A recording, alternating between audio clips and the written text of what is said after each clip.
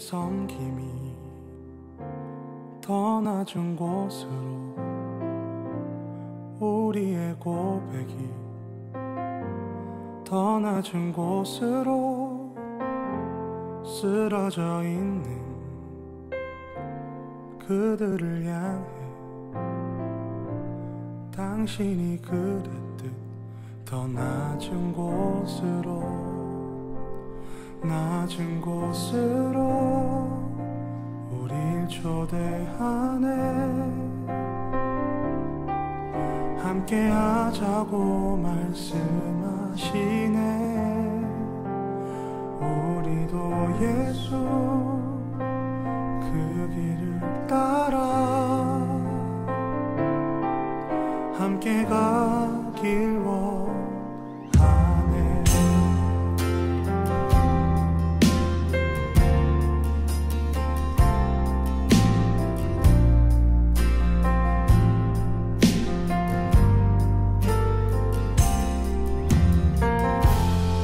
우리의 섬김이 더 낮은 곳으로, 우리의 고백이 더 낮은 곳으로 쓰러져 있는 그들을 향해 당신이 그랬듯 더 낮은 곳으로, 낮은 곳으로 우릴 초대하네. 함께 하자고 말씀하시네. 우리도 예수 그 길을 따라 함께 가길 원하네. 주님이 우리와 함께 하시네. 십자가 피 흘린 예수의 손으로 모든 아픔을 위로하시네. 우리에게 보여주셨네. 주님이 우리와 함께 하시네. 십자가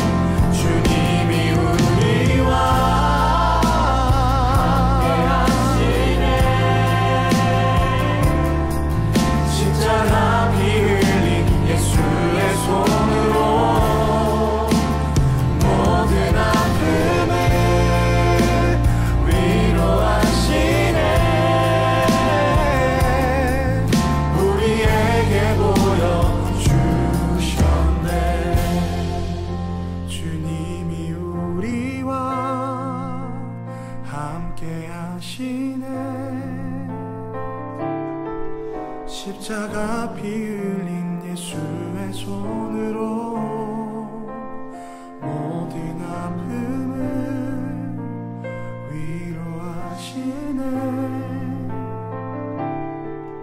우리에게 보여주셨네.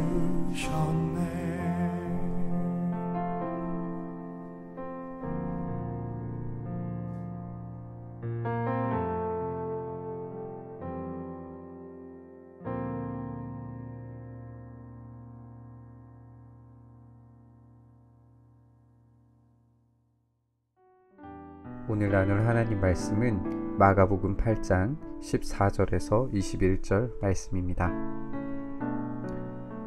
제자들이 떡 가져오기를 잊었음에 배에 떡 한 개밖에 그들에게 없더라.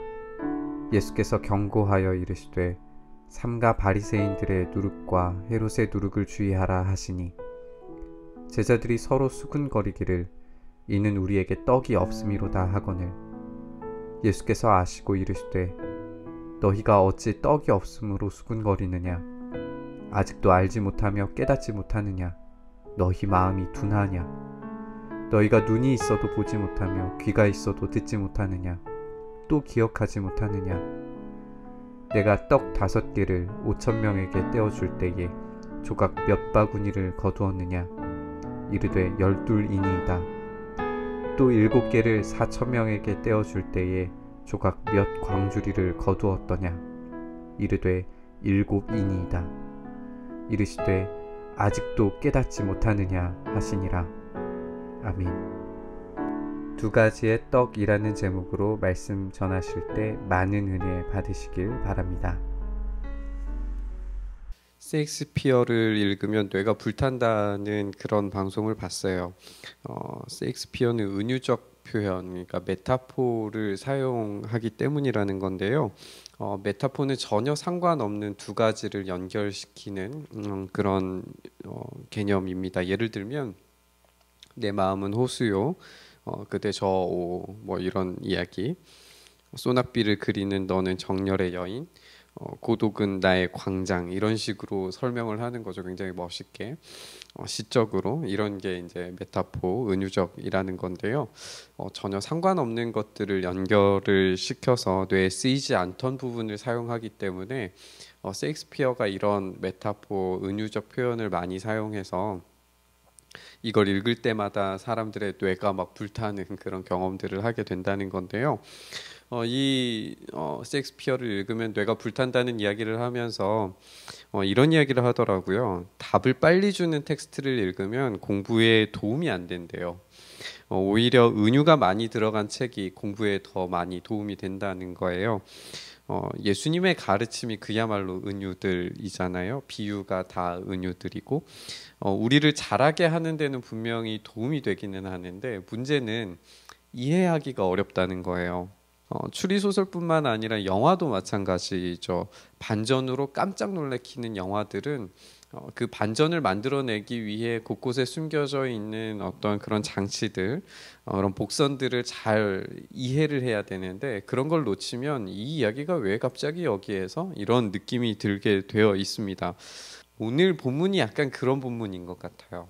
비유인데 이게 도대체 왜 갑자기 이 장면에서 여기에서 왜 이런 이야기들을 하시는지 이해가 좀 잘 안 돼요. 그리고 이 장면이 여기에 꼭 굳이 이런 비유들을 하시는 이유가 뭘까? 그리고 이 지금 본문에서 하는 이야기가 이 누룩들이 과연 무엇일까 이해하기가 쉽지 않은 것처럼 느껴져요. 오늘 추리소설을 한 편 읽는 것처럼 이 본문을 한번 꼼꼼히 생각해 보면서 오늘 우리에게 주시는 말씀들, 우리에게 주시는 도전들을 한번 생각해 볼 수 있기를 바랍니다. 오늘 본문은 배에 떡 한 개밖에 없는 제자들과 예수님이 배를 타고 건너는 중에 대화의 내용이에요. 제자들은 배를 타면서 빵을 가져오는 것을 잊어버렸습니다. 그들의 배 안에는 빵이 하나밖에 없었어요. 제자들은 누가 잊어버렸네, 누가 가지고 왔네, 가지고 오지 않았네 이런 것 가지고 이야기한 것 같아요. 이제 어떻게 할 거냐, 넘어가면 우리 밥을 어떻게 구할 거냐, 지금 우리 수중에 돈이 있느냐, 넘어가서 어떤 식으로 우리가 밥을 먹어야 될 거냐 이런 걸로 막 이야기를 했나 봐요. 예수님은 이 와중에 굉장히 대단히 엄숙하게 경고하시면서 이렇게 명령하십니다. 보아라, 주목해라, 주의해서 봐라. 바리새인의 누룩과 헤롯의 누룩을, 이렇게 이야기를 하셨어요. 이 보아라, 주의해라 이거를 두 번이나 반복해서 이야기하면서 굉장히 주의 깊게 명령하고 계시는데 제자들은 계속해서 수군거리는 거야. 야, 너 왜 안 가져왔어? 너 왜 그거를 까먹어 버린 거야? 왜 떡을 안 가지고 와서 우리 넘어가면 이제 뭐 먹을 거냐? 막 이런 이야기들을 계속하고 있는 거예요. 아마 예수님이 말씀을 하시기 전까지 계속 이 이야기만 했던 것 같아요. 빵이 한 개밖에 없다. 예수님의 가르침인 바리새인의 누룩과 헤롯의 누룩에 대해서는 전혀 관심도 갖지 않고 왜 계속해서 우리에게 빵이 하나밖에 없는가에 대해서 이야기하고 있는 거예요. 제자들은 그 먹을 것의 힘을 두 번이나 느꼈어요. 5병이요, 그리고 7병이요. 오늘 본문 이전에 나왔던 이야기들입니다. 한 번은 유대인들에게 5,000명이 넘는 사람들에게 5병이어를 가지고 사람들이 배부르게 먹고 12바구니가 남았어요. 그리고 4,000명이 넘는 사람에게 떡 7개와 그리고 물고기 2마리를 가지고 사람들이 배부르게 먹고 바구니가 7바구니가 아니죠, 7광주리가 남는 것을 보았어요. 눈앞에서 먹을 것이 나눠지고 사람들이 굶주렸던 배를 아무런 걱정 없이 모든 사람들이 먹고 누리게 되는, 그리고 그것이 오히려 남게 되는 기적을 본 거예요. 보는 것만으로도, 듣는 것만으로도, 그런 것으로도 충분할 텐데 자기들이 직접 경험한 사건이에요. 이건 엄청난 먹방이잖아요. 사람들이 먹었고 그것을 경험했고 그 경험들이 사람들로 하여금 여기에는 진짜 이분에게는 뭔가 대단한 게 있나 보다라고 하는 것을 깨닫게 만들었을 거예요. 그런데 제자들은 지금 그 기적들은 이미 지나간 것들이고 예수님의 주의 깊게 보고 또 주목하라는 명령에도 불구하고 오로지 자기들이 가지고 있는 그 떡 한 개만 바라보고 있는 거예요. 우리는 생각합니다. 기적을 보면 확실히 믿을 수 있을 거라고 그렇게 말하는 사람들이 참 많아요. 진짜 그럴까요?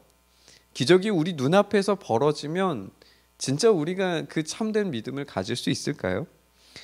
예수님이 지금 이 땅에 오셔서 기적을 일으키시면 우리가 예수님 진짜 대단한 분이셔, 우리가 절대 이 믿음 놓지 않을 거야, 죽기 전까지도 내가 순교하는 일이 있더라도 내가 믿음을 지키고야 말겠어, 이런 생각을 하게 될까요?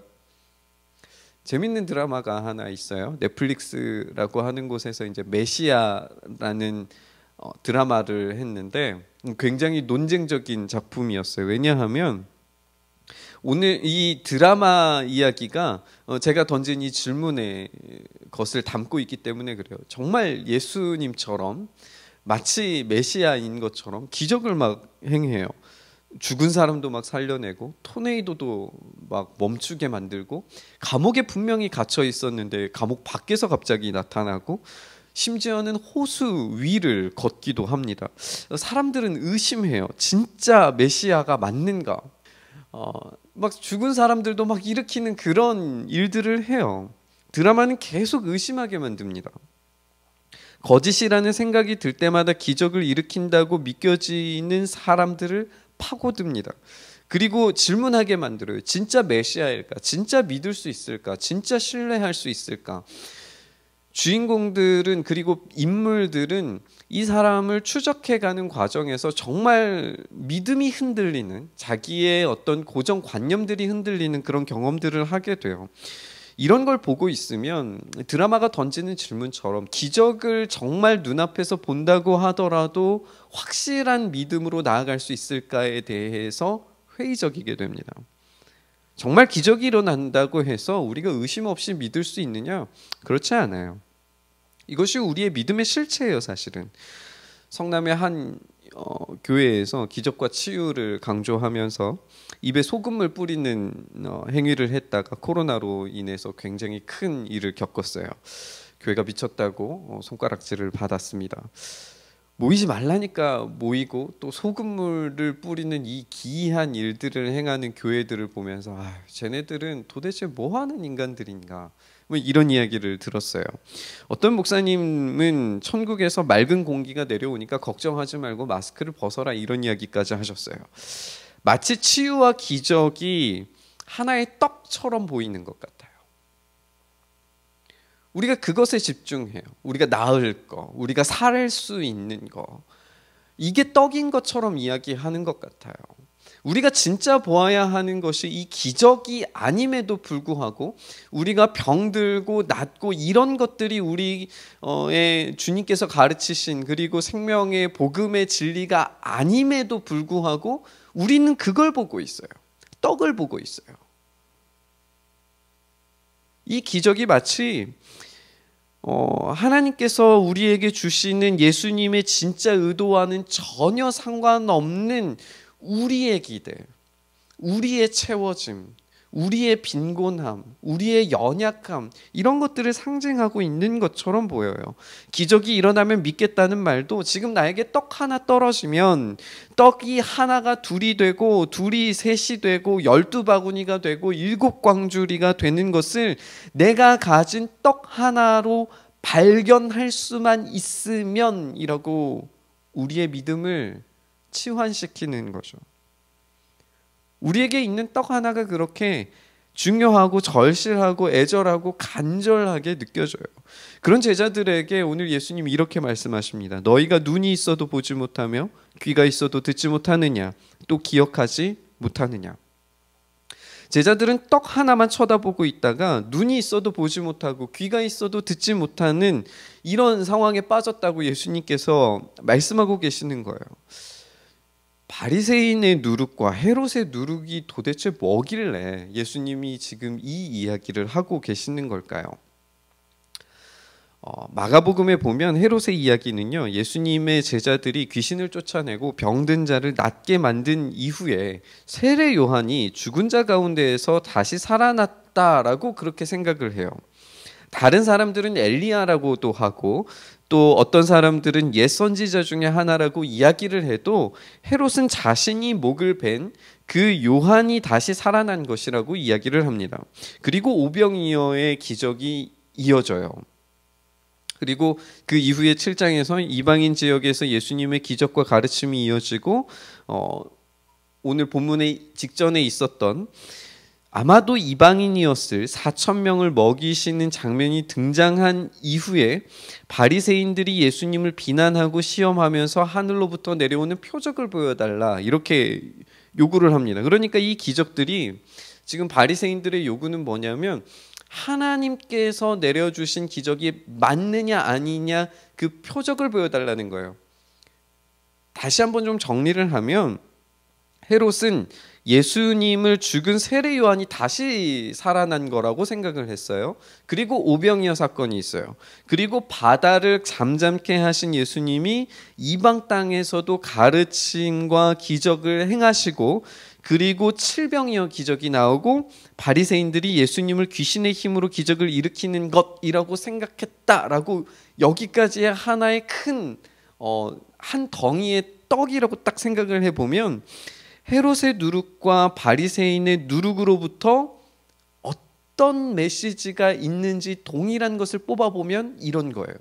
예수님이 진짜 하나님인가? 예수님이 진짜 부활하셨는가? 예수님이 진짜 하나님의 그 권세를 이어받은 하나님의 아들인가? 여기에 이제 마가복음의 핵심 주제로 넘어가게 되는 거예요. 그러니까 이 말이 무슨 말이냐면 헤롯의 누룩과 또 바리새인의 누룩을 조심하라고 하는 예수님의 이야기는 지금 이 누룩으로부터 빵이 부풀어 오르면 예수님이 누군지 몰라본다는 거예요. 예수님이 누군지 몰라본다는 거예요.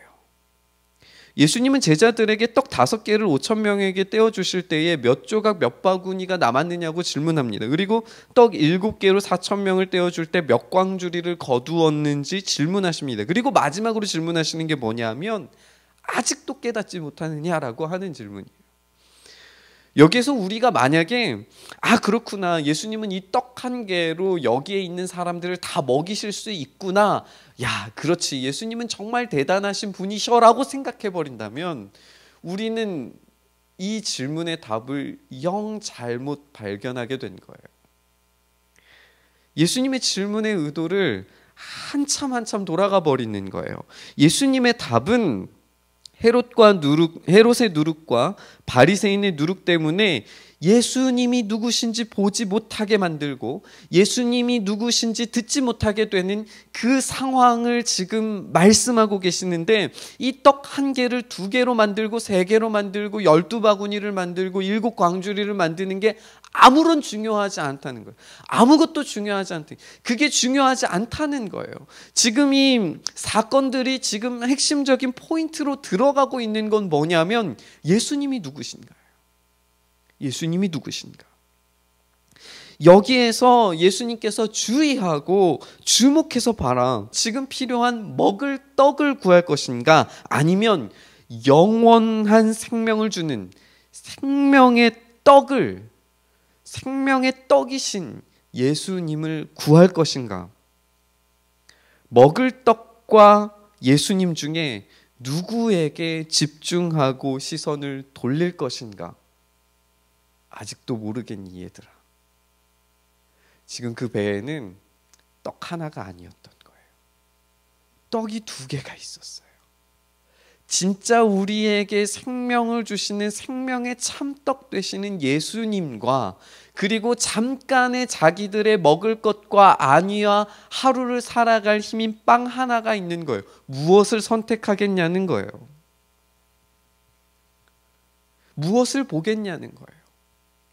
기적을 요구할 것인가, 아니면 기적의 주체 되시고 모든 것 되시는 예수님을 발견할 것인가. 지금 오늘 이 본문의 주제는 그래서 진짜 떡이 무엇인지를 발견하고 듣고 보는 겁니다. 우리가 그 눈이 띄어지고 귀가 열리기를 소망합니다. 우리에게 기적이 중요하죠. 기적을 경험하면 참 좋겠죠. 그러나 그 기적이 우리의 믿음을 성장시켜 주지 않습니다. 그 기적이 우리의 눈을 뜨이게 만들고 그 기적이 우리의 귀를 열리게 만드는 것이 아닙니다.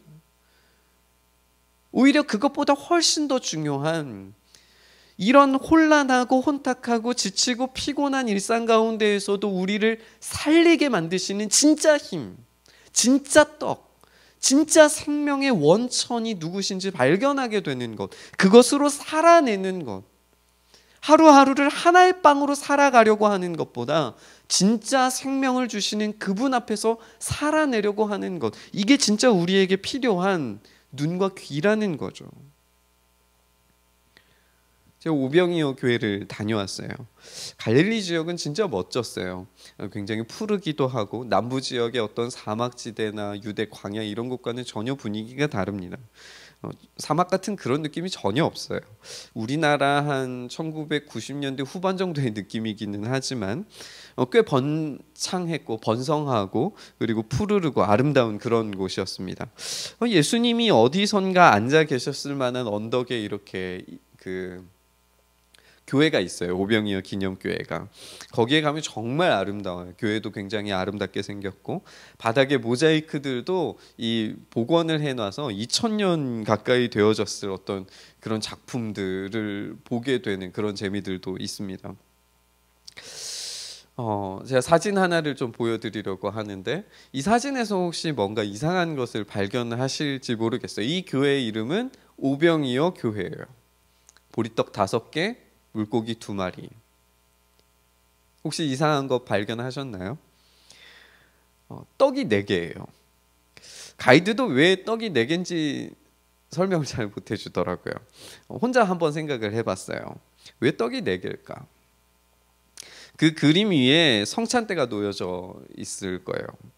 성찬 예식을 집례하면서 이것은 주님의 몸이요, 이러면서 성찬을 집례했을 거예요. 카톨릭은 이제 성체라고 하는, 우리가 말하는 그 떡을 그 강대상 우리로 하면 그 강대상 뒤에 이렇게 보관을 해두기도 하는데, 이 가려진 곳에 떡이 하나 더 있다는 의미도 있을 수 있겠다, 이런 생각을 해봤어요. 그렇게 생각을 해보니까 예수님의 오병이어의 기적을 좀 다시 생각을 하게 됐어요. 한번 우리 같이 생각을 해보죠. 예수님이 잔디 위에 앉은 사람들이 피곤하고 지쳐 있다는 것을 발견하셨어요. 예수님은 목자 없는 양 같고 음식 없이 사흘 동안을 예수님만 쫓아다니던 사람들을 발견하셨어요. 그리고 예수님은 그들을 불쌍히 여기시고 그들의 필요를 채우기로 결심하셨어요. 예수님이라면 돌들로도 떡을 만드실 수 있는 분이세요. 그런데 예수님이 그렇게 하신 게 아니라 제자들에게 너희가 먹을 것을 주라고 말씀하세요. 그런데 제자들이 지금 어떤 것으로도 이 많은 사람들을 먹일 수 있는 방법은 없었어요. 오로지 자기들에게 있는 작은 도시락, 물고기 2마리, 떡 5개, 이게 고작이었던 거예요. 근데 예수님께서 그것으로 충분하다고 이야기하시면서 기적을 일으키시죠. 먹고도 남았어요. 왜냐하면 그분 자체가 떡이셨기 때문에 그런 거예요. 그분이 찢어지신 거예요. 그분이 직접 나누신 거예요. 그분이 직접 자기의 생명을 걸고 피곤하고 지치고 위로가 필요한 이들에게, 그리고 여기에 앉아있는 이들에게 불쌍히 여기시는 그 긍휼의 마음을 가지고 생명의 떡이신 분께서 생명을 나눠주시는 거예요. 그런데 이 마가복음 6장에서 오병이어를 설명하면서 장면을 이렇게 묘사를 하고 있어요. 6장 35절에 보면 이곳은 빈들이요 날도 저물어 가니 이 빈들이라는 곳이 더 직역적으로 표현을 하면 광야예요. 광야에 먹을 게 없어요. 그러니까 당연히 36절에 무리를 보내서 두루 촌과 마을로 가서 사 먹게 해달라고 제자들이 그렇게 요청을 했겠죠. 그런데 예수님께서 제자들이 가진 떡을 요청하시고 떡 5개 물고기 2마리를 드리자 표현이 달라져요. 여기 좀 주목해서 한번 보세요. 표현이 달라져요. 지금 사람들이 광야에 있다 그랬어요. 빈들이에요. 그런데 마가복음 6장 39절에 보면 이렇게 돼 있어요. 때를 지어 푸른 잔디 위에 앉게 하시니. 이 말은 사실 정확하지가 않아요. 정확한 거는 이때 식사는 앉는 게 아니라 눕는 거거든요. 그러니까 바꾸면 이래요. 모든 사람들을 함께 푸른 잔디 위에 눕게 하시고 식사를 베풀도록 하셨다. 이런 뜻이 돼요. 생각나는 장면이 혹시 하나 있지 않으신가요? 여호와는 나의 목자시니 내게 부족함이 없으리로다. 그가 나를 푸른 풀밭에 누이시며 쉴 만한 물가로 인도하시는도다. 주께서 내 원수의 목전에서 내게 상을 차려주시고. 한번 생각해 보세요. 지금 예수님께서 사람들에게, 지금 피곤하고 지친 사람들에게, 마치 사망의 음침한 골짜기를 걷는 것 같은 사람들에게 지금 쉴 만한 물가예요. 갈릴리가 앞에 펼쳐져 있어요. 광야라고 생각했는데 광야가 아닌 잔디예요. 그 잔디에서 눕게 만드세요. 양들이 마치 눕는 것처럼 눕게 만드시는 거예요. 그리고 그 위에서 원수의 목전에서 지금 헤롯이 보고 있어요. 쳐다보고 있어요. 저 사람이 지금 무슨 일을 하고 있는가? 저 사람이 지금 어떤 일들을 할 것인가? 어떤 기적을 펼칠 것인가? 그렇게 주목하고 있는 그 가운데에서 생명의 떡 되신 예수님께서 자기의 생명을 사람들에게 주시는 거예요. 그들의 입으로, 그들의 뱃속으로 생명이 들어가기 시작하는 거예요. 목자 되신 예수님께서 직접 자신을 주셔서 먹게 만드세요. 이것이 진짜 오병이어의 기적이에요. 그리고 이것이 진짜 제자들이 깨달아야 하는 것이었어요. 헤롯도 보지 못했고, 그리고 바리새인들도 듣지 못했던 그것, 예수님이 누구신가? 생명을 나눠주시는 분이 지금 누구신가? 지금 참된 목자가 누구신가? 진짜 왕이 누구신가? 사람들이 듣고 생각하고 발견할 수 있도록 그들의 누루, 자꾸 떡만 보고 자꾸만 기적만 요구하고 자꾸만 이 시대에 일어날 참된 표징만을 구하려고 하는 어떤 그런 노력들에서 벗어나서 진짜 생명, 진짜 소망, 진짜 위로, 그게 어디서부터 나오는 것인가? 보라는 거예요. 들으라는 거예요. 여기 빵 하나 가지고 너희들이 그렇게 싸우면서 이야기할 것이 아니라 진짜 빵이 여기 있다. 아직도 모르겠니? 아직도 들리지 않니? 아직도 보이지 않니? 그걸 지금 애타는 심정으로 아직도 모르겠니? 질문하고 계시는 거예요. 우리는 그 질문 앞에서 어떤 답을 주시겠습니까? 우리는 진짜 참된 생명이신 예수님을 발견하고 있습니까? 아니면 여전히 내 눈앞에 펼쳐져 있는 우리의 삶과 어려움과 지치고 피곤한, 그리고 따분한 그런 일상 가운데에서 우리의 삶을 지속하고 계십니까? 우리의 삶을 지속하기 위한 그런 떡에 우리가 주목할 것이 아니라 예수님께 더 주목하길 소망합니다.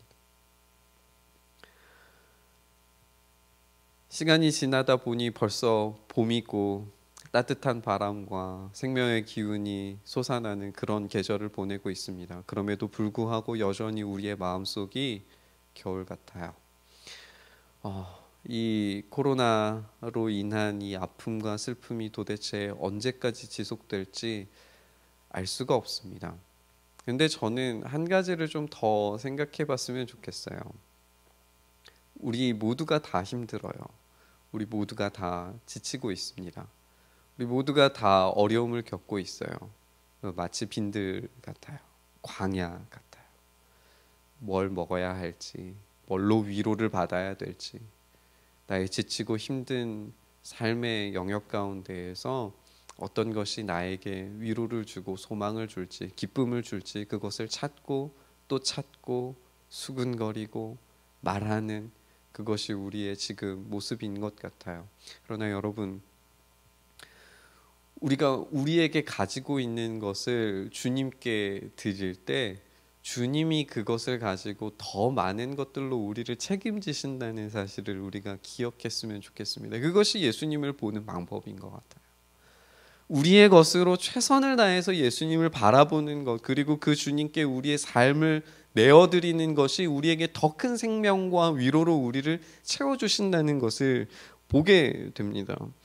작은 떡이라도, 그리고 얼마 안 되는 물고기라도 예수님께 드릴 때 그걸 가지고 빈들이 광야가 푸른 풀밭이 되고, 그곳에서 눕게 하시고, 그곳에서 상이 펼쳐지고, 그곳에서 위로와 소망과 힘을 얻잖아요. 우리의 삶이 지금 광야라도, 우리의 삶이 지금 피곤하고 지쳤을지라도 우리의 것을 주님께 드릴 때 그 주님께 드린 것이 오히려 수많은 사람들이 위로와 소망을 얻는 그런 참된 기적, 우리를 배불리게 하는 것이 아니라 많은 사람들을 위로하고 소망을 갖게 해주는 그런 진짜 기적이 우리에게 오게 만드는 것, 이것이 제자들이 하는 일이었다는 거예요. 제가 말씀을 준비하면서 그래서 내가 드릴 수 있는 게, 우리가 드릴 수 있는 게 뭔가를 한번 생각을 해봤어요. 지난주에 제가 한 집사님으로부터 정말 귀하디 귀한 마스크 5장을 받았어요. 제가 그 5장을 손대지 않고 그대로 놔뒀어요. 이거 도저히 쓸 수가 없겠더라고요. 이거는 저 쓰라고 주신 것도 아니었겠지만, 물론 이거는 손대면 안 될 것 같은 그런 마스크였어요. 근데 또 이거를 묵혀두면 우리 한 달란트 가지고 땅에 묻어버린 그런 사람처럼 그냥 아무것도 아니게 될 것 같았어요. 그러면서 생각을 해봤어요. 우리가 주님께 드릴 수 있는 게 뭘까? 우리가 나눌 곳이 있으면 이것을 나누면 어떨까? 마스크 5장, 그리고 마스크 1장이라도 나눌 수 있으면 어떨까? 그러다가 예배 후에 마스크를 만드는 교회에 대한 이야기를 떠올려 봤어요. 우리 교회에 은사 있는 집사님들이 참 많으세요. 그분들에게 시간과 인력이 있다면, 그리고 교회에서 물질을 조금 이렇게 후원한다면 교회가 그런 마스크를 만들고 하나라도, 2개라도, 3개라도 집에서, 가정에서 약간의 짜투리의 시간을 조금이라도 더 내어서 그것을 만들고 모아서 후원하고, 그리고 다른 사람들을 섬길 수 있다면 그것이 우리에게 오병이어가 되지 않을까, 이런 생각을 해봤습니다. 우리는 우리에게 주어져 있는, 우리 눈앞에 펼쳐져 있는 빵 하나에 집중하는 사람들이 아니길 바랍니다. 우리 눈앞에 있는 빵 하나, 떡 하나에 우리가 집중하는 것이 아니라 바로 그 옆에 계시는 우리의 진짜 생명 되시고 우리의 진짜 소망 되시는, 그래서 우리를 위로하시고 우리에게 참된 힘을 주시는, 우리의 광야라도 푸른 풀밭으로 만드시고 우리의 지친 일상이라도 힘이 나서 열정적으로 살아가게 만드실 그 예수님의 진짜 참된 생명의 떡을 우리가 보고 듣고 발견하게 될 수 있기를 소망합니다. 그럴 때 우리가 드리는 작은 것이라 할지라도 그것을 통하여서 우리 주님께서 땅에 떨어진 교회들을 다시 일으키시고, 땅에 떨어진 우리 주님의 몸된 교회들이 다시금 일어나서 주님의 놀라운 영광스러운 그 복을 누리게 되는 그런 교회들로 세워지리라 믿습니다. 체리 힐의 기다려라고 하는 책에 이런 이야기가 있어요. 플로리다에 사는 한 소년의 이야기인데요. 뜨거운 여름날 이 소년이 뒤편에 있는 물 웅덩이에 가서 수영을 하기 시작을 했어요. 신발과 양말, 옷을 다 벗어두고 막 시원한 물에 몸을 던져서 막 수영을 하는 거죠. 이렇게 한참 수영을 하고 웅덩이에 이제 가운데쯤 갔는데 악어 한 마리가 소년에게 다가오는 거예요. 소년이 이 악어를 발견하지 못했어요. 그런데 엄마가 집에서 무심코 일을 하다가 잘 놀고 있나 이렇게 소년을 딱 쳐다보는데 악어가 오는 것을 발견한 거예요. 그래서 이 엄마가 막 소리를 지르면서 막 이쪽으로 달려오라고 막 그 웅덩이가 있는 곳으로 막 뛰쳐나갔어요. 엄마의 다급한 목소리를 듣고 소년은 뒤늦게 이제 막 이 엄마가 있는 곳으로 헤엄치면서 나오는 거죠. 소년이 물 가장자리에 닿았을 때쯤 악어가 소년의 다리를 물었어요. 그리고 마침 다행히도 엄마가 이 소년의 팔을 잡았어요. 그러니까 지금 이 상황이 이 소년의 발은 악어가 잡고 있고 팔은 엄마가 잡고 있는 거예요. 이 사이에서 줄다리기가 시작이 됐어요. 악어는 물속으로, 그리고 엄마는 물 밖으로 꺼내려고 막 안간힘을 써서 이 아이를 막 붙잡아 채는 거예요. 그때 이 막 소리를 지르면서 싸우는 이 엄마의 소리를 듣고 주변에 지나가던 농부가 그 소리를 듣고 깜짝 놀라서 달려와 보니까 악어가 있는 거예요. 그래서 이 얼른 총을 들고 와서 악어를 쏴서 죽였어요. 그리고 다행히도 이 아이는 물린 상처를 가지고 병원에 가서 잘 치료를 받아서 살아났어요. 물론 악어가 엄마보다 힘이 더 셌지만 엄마가 아들을 사랑하는 그 사랑보다 더 셀 수는 없었던 것 같아요. 소년이 다리에 악어의 공격을 당한 깊은 흉터가 있고 팔에도 진한 상처가 이제 남아서, 엄마가 붙잡았던 그 상처가 남아서 이제 병원에 입원해 있는데, 신문 기자가 이제 그 상처를 좀 보여줄 수 있겠냐라고 이 다리를 이렇게 좀 가리키면서 보여달라고 그렇게 이야기를 했어요. 악어한테서 살아났으니까.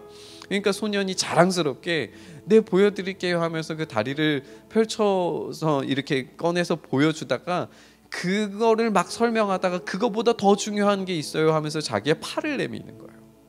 여기 보세요, 여기 보세요. 여기에 상처가 났는데 엄마가 날 살리기 위해서 나를 붙잡아 주신 그 상처예요. 이 이야기를 하는 거예요.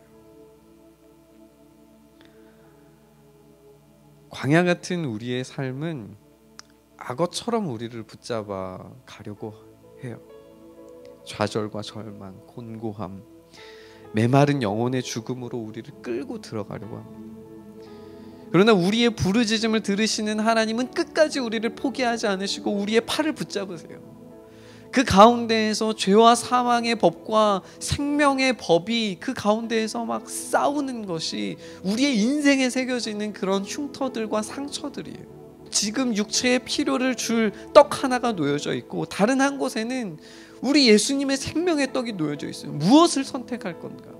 아직도 모르겠니라고 질문하시는 그 질문에서 우리의 시선이 여전히 여기 이 빵 하나에 고정되어져 있는, 떡 하나에 고정되어져 있는 우리의 눈을 들어 예수님을 발견하게 되는 거. 그래서 나를 잡아 죽이려고 하는 악어보다 나를 살리려고 하는 나의 엄마, 우리 주님 예수 그리스도의 그 능력을 바라보는 것, 이것이 진짜 우리에게 필요한 기적이라는 겁니다.